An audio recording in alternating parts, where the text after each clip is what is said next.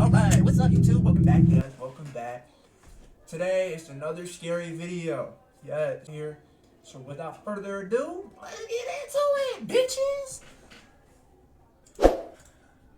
Tell you what we're gonna do today, else we're gonna do this. Nice guy must die. Nice guy must die. Nice guy must die. I don't like this already. I don't even like this already. Fuck. This is my house from the street. Here is my car. This is a 2-bedroom brick ranch, conveniently located. It's the final day of February 2008. A 47-year-old man living in Pittsburgh, Pennsylvania named George Sedini publishes his very first video to YouTube under the channel MOS B46PGH. Damn, he got more subscribers than me. I paid $79,000 for this in 1996. That's considered a lot, believe it or not. The upload, titled How George Pittsburgh Lives, was almost like an old-school house tour of sorts, as George proudly displays the outside of his home, before then doing the same inside. Open it up. Oh, someone left it unlocked. That's not good. Inside, okay. Pan to the other side. Seemingly making a point of mentioning every minute feature in the otherwise dim and empty home. Here's my big screen TV. It's my computer, couch and chair, they match. Dining room set, shoebox full of old pictures. To anyone who may have stumbled upon this strange video or Sedini's channel in general back in 2008, it would likely come off as entirely uninteresting and far from anything disturbing. However, to those who find it today, this couldn't be more different, as the account carries with it a layer of disturbing context due to the events that transpired after this first video was published. Events that have since transformed the MOS B46PGH page into one of YouTube's darkest channels. Please meet every woman's Do dream. something so she remembers your name. Keep your mate with you. Make sure he's someone you can trust. Be careful, is all I can say. I'm gonna post this and see what comes back.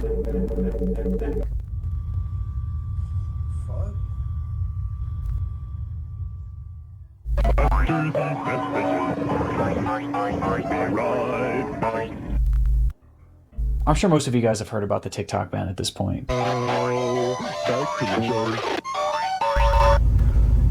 Little hallway, 2 bedrooms. 2 bedrooms. To the right is my bedroom.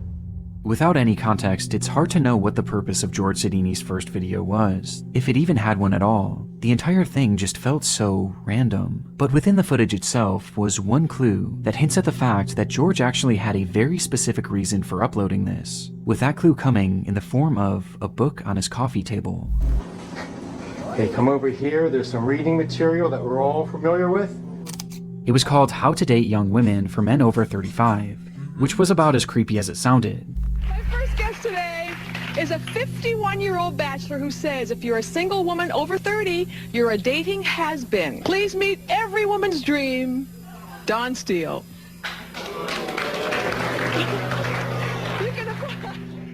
Its author, Don Steele, had made a living as a dating counselor and life coach, creating various books and programs that were geared towards socially awkward men, exploiting them with a promise that someday they'll be able to get the younger girl of their dreams, even after they reached middle adulthood, and all that they had to do was pay for his course, pay for the book, and dedicate themselves to becoming more desirable. And George Sedini was the perfect target. Despite having a successful career as a systems analyst at a Don't ever trust a man that ever looks like that. I mean, just look at him. law firm, he struggled to maintain any relationships with the women that he met. It had been well over a decade since he last had a girlfriend. Any relationships with the women that successful career as a systems analyst at a law firm, he struggled to maintain any relationships with the women that he met. It had been well over a decade since he last had a girlfriend, and despite desperately wanting one, George just seemed to lack the ability to connect with women on any level, even as just friends. And as his isolation began to grow, so too did his obsession with finding a girlfriend. George had nearly given up these pursuits too, until he was introduced to Don Steele's course, viewing the program as his last real shot at human connection, obsessively reading the book to the point that he was supposedly able to recite passages by memory alone.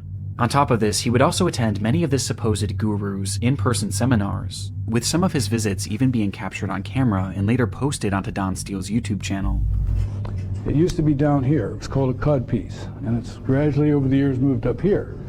So it's red like an erect you-know-what.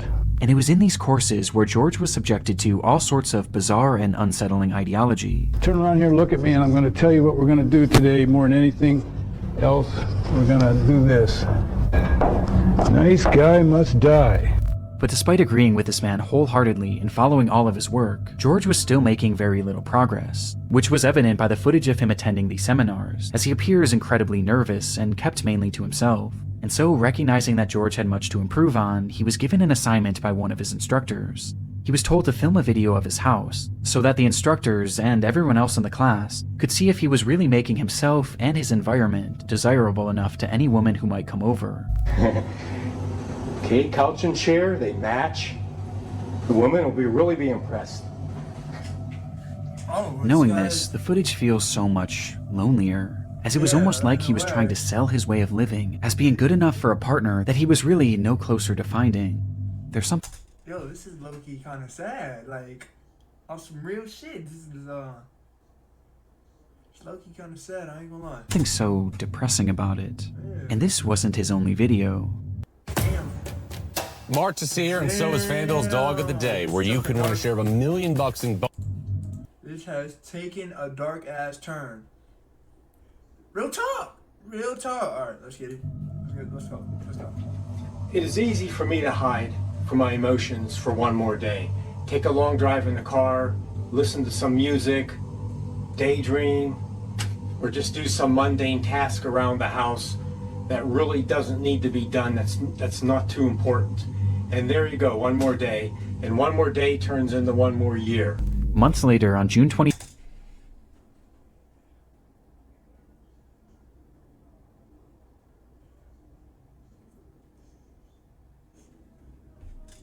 2008, George would return with an upload he had filmed inside of his basement, and in it we get more insight on just how severe his isolation had become, though he still held on to a sliver of optimism thanks to Don Steele's course.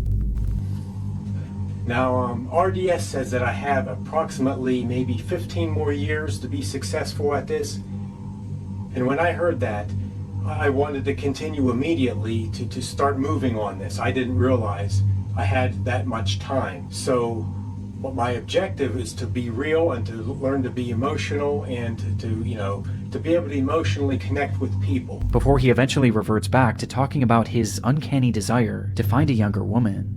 Because when I'm 10 to 20 years older than she is, she has to feel good about this thing. Ending the video with hints of an uncertain future. I'm going to post this and see what comes back. He would never upload again. What? And soon after, it appears George gave up trying, essentially accepting his life of loneliness. But while this would be the last video made to his channel, he wouldn't leave the internet entirely. Soon after this final video was posted, a website was launched called GeorgeSedini.com, which served as a place for George to blog about his emotions. And while something like this could have been beneficial for him, this website would instead only serve to capture his descent into madness. An immediate red flag was raised by the very first text you see on the website, as George wrote, "Why do this? To young girls? Just read below. I kept a running log that includes my thoughts and actions after I saw this project was going to drag on," with the line serving as some sort of bizarre disclaimer, though with no other context. George's entries began. December 22nd, 2008. Time is moving along. Plan to have this done already. I will just keep a running log here as time passes. Many of the young girls here look so beautiful as to not be human. Very edible. After joining this gym, started lifting weights and like it. Fuck? This early post encapsulates what this blog. Don't ever isolate yourself. Look, y'all. Don't ever isolate yourself for very long. For too long. Because your head will get fucked up from doing that shit. Go out. Go talk to some people. Or you'll end up like this dude. I'm telling you. You'll end up like this dude. Go outside and go talk to people. Don't ever isolate yourself for very too long. Alright, I'm just saying. You'll become a weirdo like this guy. And his plan. This plan was never expressly stated on the website, but it was something he obsessed over, mentioning it in every single one of his posts and dubbing it the exit plan, even going as far as to provide a date and time for it, January 6th, 2009 at 8:15 p.m. Before this day would come, however, he would provide further insight into just how lonely he was. Moving into Christmas again, last Christmas with Pam was in 1983. Who knows why? I'm not ugly or too weird. No sex since January 1990 either. I was 29. No shit. Over 18 years ago. I actually look good. I dress good. I'm clean shaven, bathe, touch of cologne. Yet 30 million women reject me. Over an 18 or 25 year period. That's how I see it. 30 million is my rough guesstimate of how many desirable single women there are. With several other posts of the same nature, the day eventually came for his big exit plan, January 6th, with George writing one message that afternoon. I can do this. This log is not detailed. It is only for confidence to do this. The future holds even less than what I have today. It is 6:40 p.m., about an hour and a half to go. God have mercy. I wish life could have been better for all, and the crazy world can somehow run smoother. I wish I had answers. He's gonna crash Bye. out. Despite this appearing to be his final post, George Sidini wasn't quite finished, as he would come back only hours later, writing simply, "It's 8:45 p.m. I chickened out. Shit. I brought the loaded guns, everything." Whatever George Sidini had been planning that day, it was clear that his exit plan was something incredibly disturbing, and based on his use of guns, plural, it was likely not just an exit plan for himself. But thankfully, he didn't go through with it. In fact, he seemed to have dropped the plan entirely, as months would go by without any update to his blog. Though this wouldn't last, as in April of 2009, he began posting yet again, with these entries being even more disturbing. July 23rd, 2009. Wow, I just looked out my front window and saw a beautiful college-age girl leave Bob's house, across the street. I guess he got a good lay today. College girls are hoes. I masturbate, frequently. He is about 45 years old.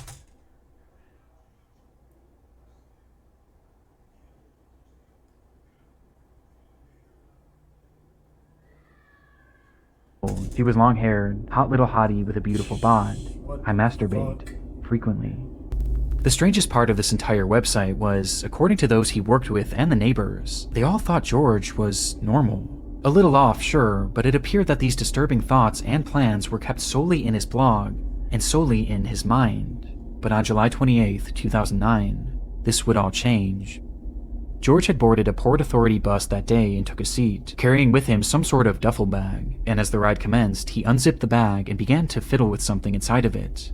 An anonymous man sitting next to him noticed this, and curiously leaned over to see what he was doing. In George Sidini's hand was what appeared to be a grenade. A grenade? The stunned passenger ran off at the next stop and immediately alerted the police. But bizarrely, nothing actually came of this. No explosions happened that day, and upon police eventually tracking down Sidini 2 days later, he was searched, but there was no sign of this supposed grenade, and the man who had reported this incident was unable to positively identify him. And so, George was released, allowing him to continue on with his day, and to continue on with his posting. August 3rd, 2009. I took off today, Monday, and tomorrow to practice my routine and make sure it was well polished. I need to work out every detail. There is only one shot. Also, I need to be completely immersed into something before I can be successful. I haven't had a drink since Friday at about 2:30. Total effort needed. Tomorrow is the big day. Last time I tried this in January, I chickened out. Let's see how this new approach works. Maybe soon, I will see God and Jesus. This was the final update made to GeorgeSidini.com, and unlike his previous attempt at carrying out this exit plan, this time, he didn't back out. On August 4th, 2009, George Sidini would enter an LA Fitness in Bridgeville, Pennsylvania, and walk directly into a woman's aerobics class, with a duffel bag in his hand. He then dropped his bag on the floor with a loud bang, before he closed the door and shut off all the lights. In a moment of darkness and confusion, one witness recalled that she felt the presence of someone who didn't belong there. Before total panic would ensue, everyone was just screaming so loud, at first I didn't even think shots were being fired. It was so surreal. At that moment, George Sidini had brandished 2 guns from his bag, and opened fire on the group of 30, all of whom were women, which was entirely the point. In that dark, cramped room, George would discharge his weapon. Wow, this shit is crazy. You see what no pussy does to a nigga? Do you see it now?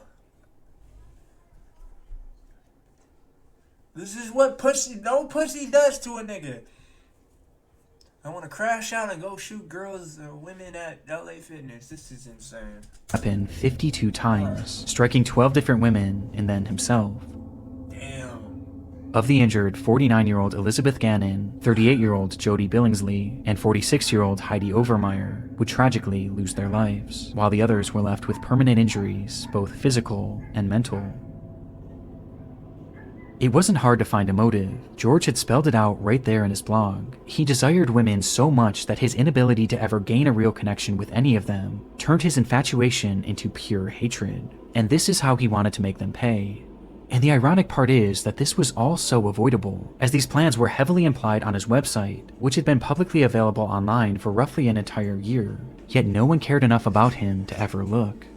Damn, man. It is easy. Check up on your people, bro. Check up on your people. What the fuck? This man is killing women at LA Fitness. Easy for me to hide from my emotions for one more day.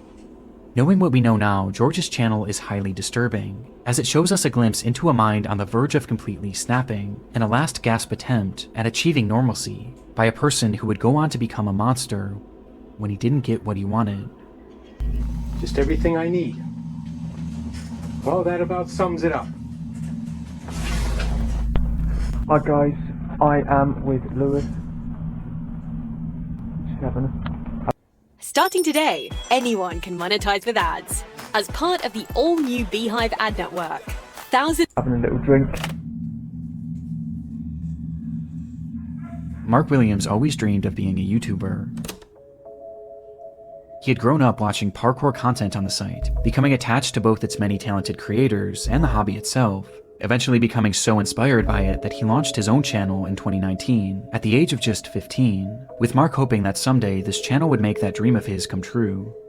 The page went by many names over the years, but eventually Mark would settle on the moniker Displace, and depending on who you ask, his videos were either extremely impressive or extremely irresponsible. They showed scenes of Mark high atop buildings, jumping rooftop to rooftop, climbing on massive abandoned cranes, and fleeing from security guards and the cops on more than a few occasions. Police are on the way already now. Yeah, they'll catch me then, won't they? Often seen with him was his younger brother, who he had grown incredibly close with, which was due in part to the fact that Mark was somewhat of a loner and didn't have many friends in his own personal life. Though according to his mother, this wasn't necessarily by choice, as she explained that he did desperately want friendship, and he was incredibly caring. He just had a habit of making the wrong friends, describing Mark as trusting to a fault. Mark's longing for camaraderie became especially apparent not long after the launch of Displace, as his brother slowly began appearing less and less in his videos, forcing him to do these free runs by himself, which he implied was something he didn't enjoy nearly as much. My brother, who was part of the channel, Ben, he's not now. I don't think he's coming back at all. He ditched me, leaving me by myself, and I've got a problem with talking to myself as well. This, coupled with the fact that he was dealing with the tribulations of growing up, led to his uploads on the channel becoming more and more sporadic, as he would often go dark for a few months, only to return with the promise of more consistent uploads. Alright guys, don't know if you can see me or not, but I promise you Displace is coming back. That often never came. It was clear that he still longed to be a YouTuber, he just needed some sort of a spark. And sure enough, at the end of 2020, he would find one right in his own comment section. In a since-deleted video, Mark would receive a comment from a man named Lewis Ashdown, who explained that he was a big fan of Mark's content and that he would love to join him in an upcoming video, as they both just so happened to live in Uckfield. It was exactly what Mark had been needing, a friend. And not only a friend, but a friend he could make videos with. And so that's exactly what he would do. Hi guys, I'm back here with Lewis, and we're going to do the water treatment facility in Uckfield on the industrial estate. See you in a sec, guys. From their first meeting on, Lewis became a core part of the Displace channel, leading to the two growing closer by the day, with Mark speaking about this bond on a live stream in March of 2021. If you're going exploring at an abandoned pub, yeah, keep your mate with you, make sure he's someone you can trust, you know, and be careful is all I can say. Because in the video where me and Lewis climbed the college, you know, I was constantly looking out for him, because He did get dangerously close to some of the edges, but you know, that's what life's about, isn't it? But despite finding his new parkour partner, Mark still had other issues getting in the way of his uploads, as he was now 18 years old and was facing the reality of having to get a job, forcing him to put his channel on the back burner. Mark discussed this struggle and the many others he was facing at the time in that as he was now 18 years old and was facing the reality of having to get a job, forcing him to put his channel on the back burner. Mark discussed this struggle and the many others he was facing at the time in that same March livestream, with his tone about Displace's future sounding less than optimistic. I've been doing some talking with Lewis, seeming like he wants to get back into climbing and stuff. I haven't actually done it since Christmas, and I've got a bad back.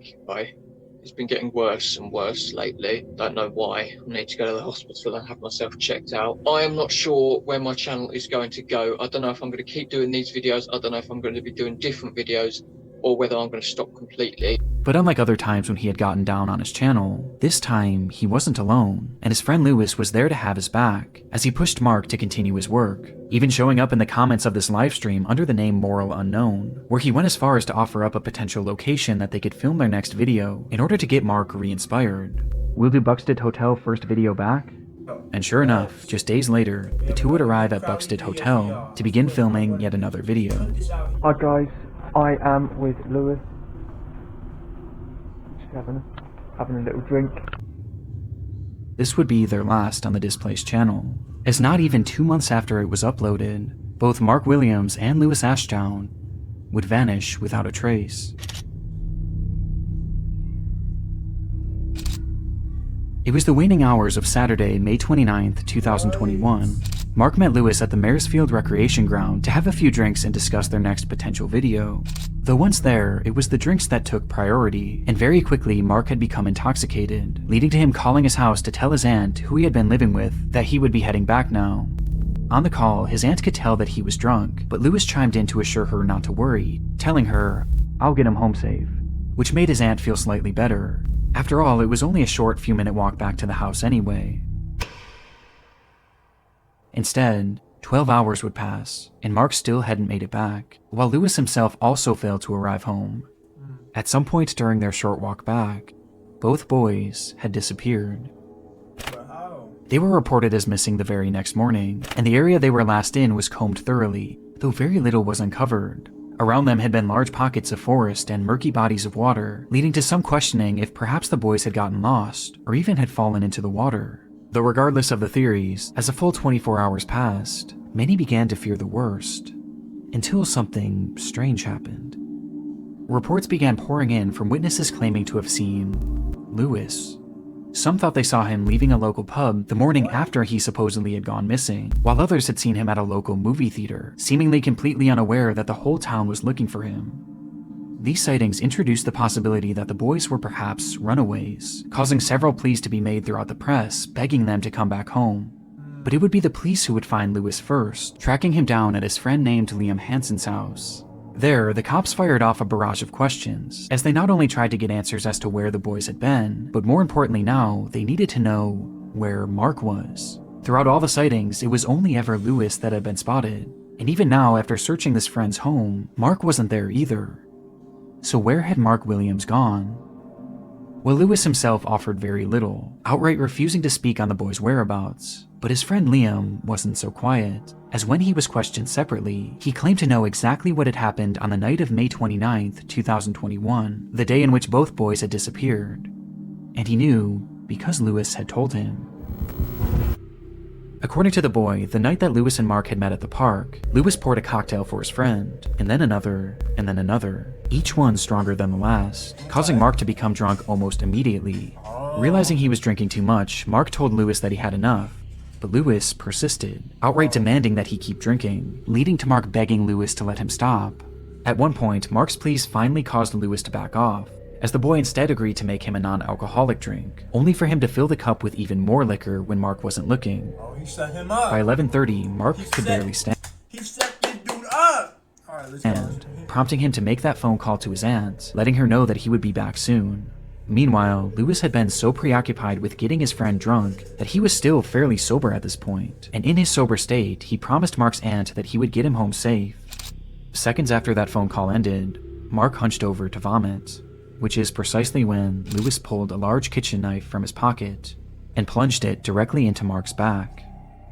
Mark stumbled and asked Lewis to call him an ambulance, being unable to comprehend what had just happened, to which Lewis responded by laughing, before doing it again, and again, and again.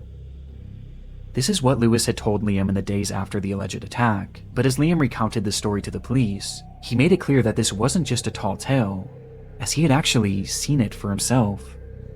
When Lewis had told him the story, he pulled out his phone and put it up to Liam's face, revealing that he had filmed the entire ordeal. And sure enough, when police searched Lewis's devices, they would find that footage, though it was far worse than they ever could have imagined.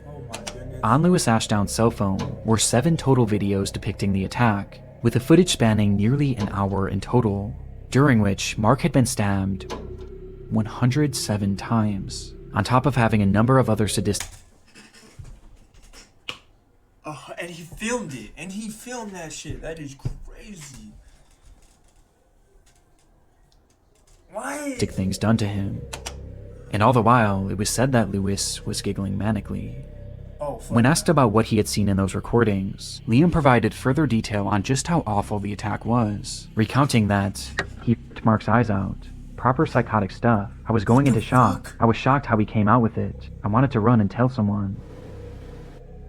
This was clearly not a normal crime. It displayed a level of evil and hatred that goes past human comprehension, and due to its brutality, police assumed that surely something must have happened between these two to breed so much hatred inside of Lewis.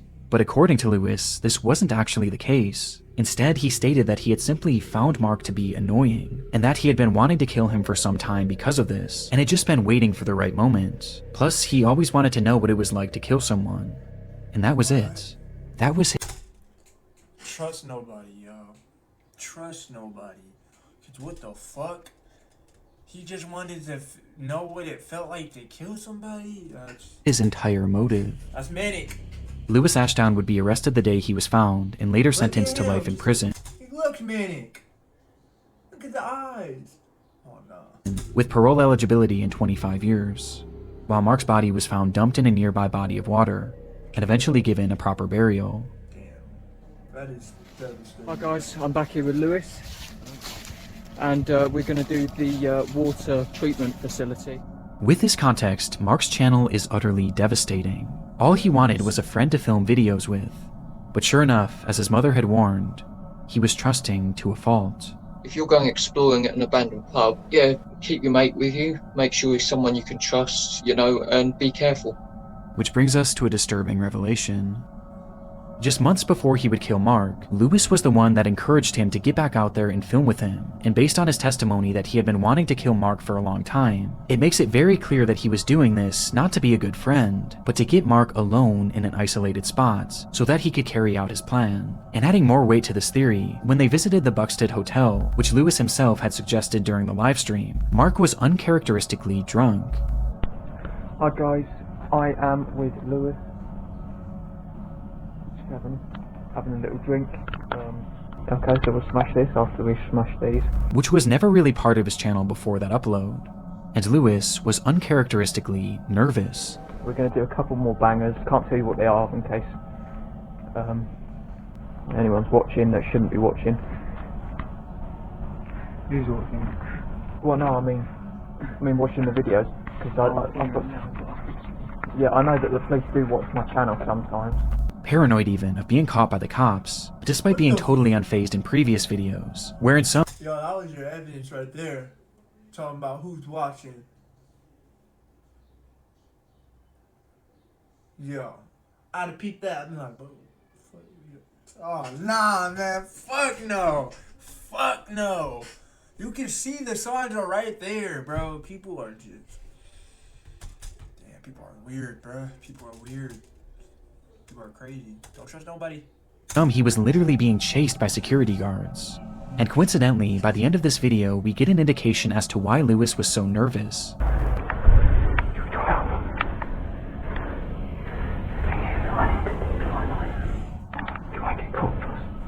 Because he had been carrying a knife. All this leads me to believe that that night, Lewis pushed Mark to film a video in an abandoned location, then got him drunk, and was going to carry through with the murder, before eventually backing out for unknown reasons. And all the while, Mark was completely unaware, never once suspecting that the man he had been filming with had secretly been plotting to kill him, and one day would actually go through with it. Okay, I'll wrap it up now then, guys. Yep, I'll see ya.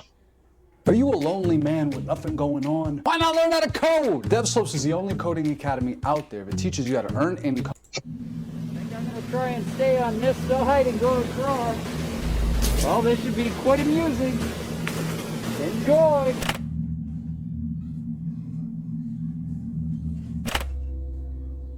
Joshua Brown started his YouTube channel back in 2010, a time when many individuals, including himself, used the site to upload random videos offering momentary glimpses into their lives.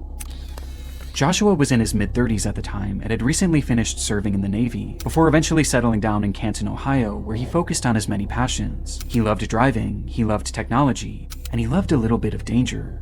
And soon, he became infatuated with a product that was essentially the sum of all three.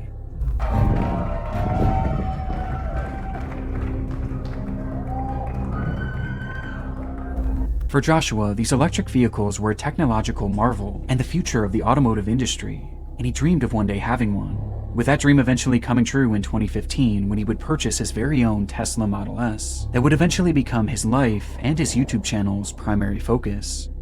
He began uploading videos of his new car immediately, but rather than these focusing on the vehicle itself, it was its most controversial feature that interested him the most: autopilot. The feature had become available for Tesla drivers in October of 2015. Yeah, that autopilot though, that's something different. I wouldn't know that though. I don't have a Tesla. Which is exactly when Joshua purchased his car and began uploading these videos showcasing its possibilities.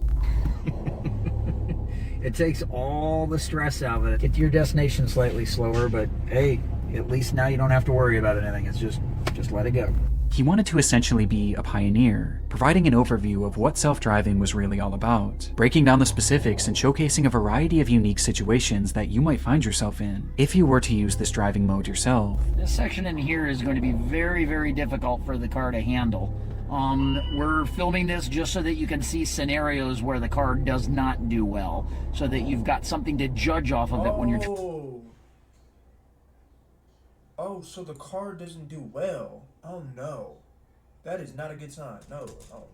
Driving on your own. And he tried to make a point of doing so safely, as he never used the camera behind the wheel, and always had someone helping him to avoid any accidents. But despite his focus on safety, it was clear that he was pushing the capabilities of this brand new technology, as at this point it was still in its infancy, with one of the more glaring red flags being the placement of his hands. Here we are, stop and go traffic on 271, and geez, car's doing it all itself.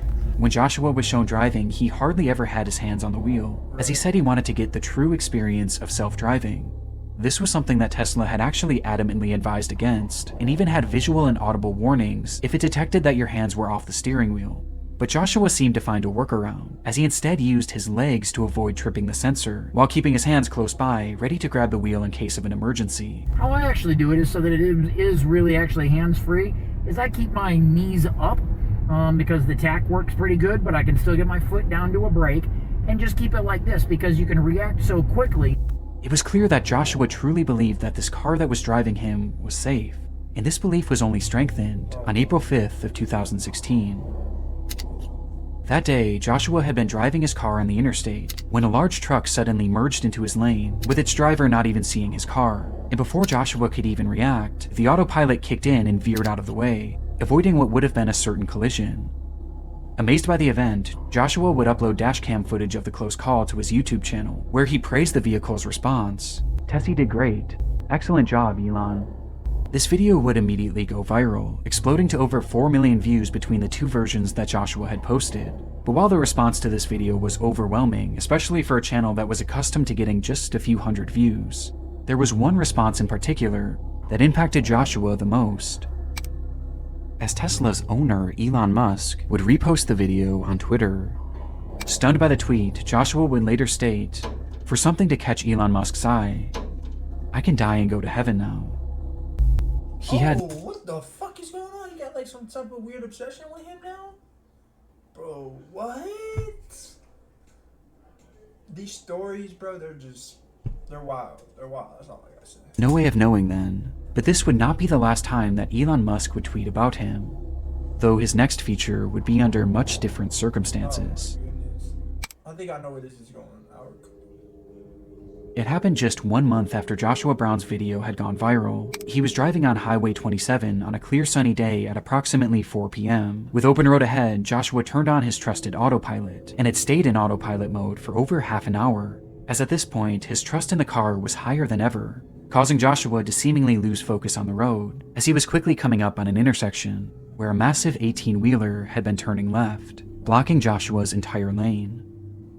Joshua was seemingly so unfocused that he didn't even notice it. Even stranger, the car itself didn't detect this either, despite the entire trailer being horizontal in their lane. This was due to its pure white body, as the sun was shining so brightly against it that, for whatever reason, it became invisible to the self-driving AI. And with neither Joshua nor the car registering the danger that they were in, the vehicle would strike the trailer, going 74 miles per hour.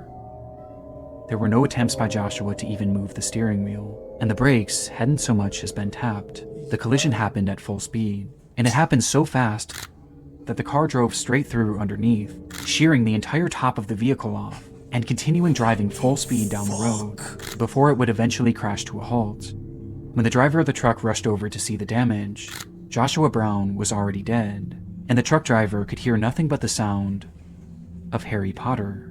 You can own it on DVD and video.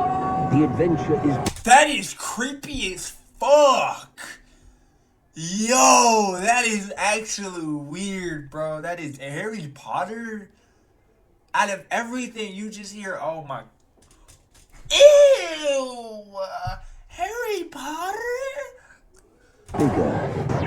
The magic is stronger. Harry Potter.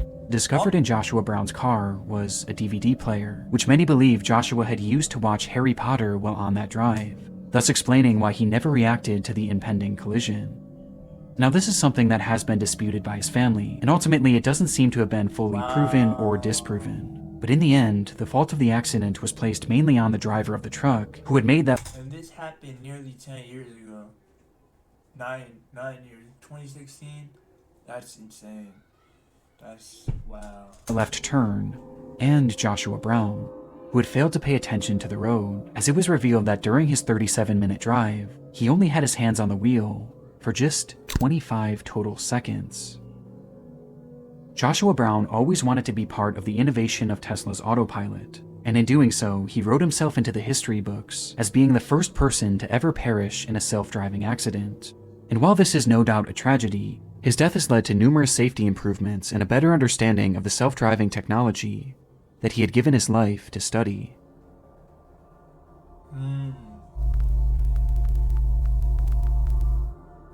I just wanted to hop on here at the end and give a quick shout out to my friend's new podcast called Redacted. Alright guys.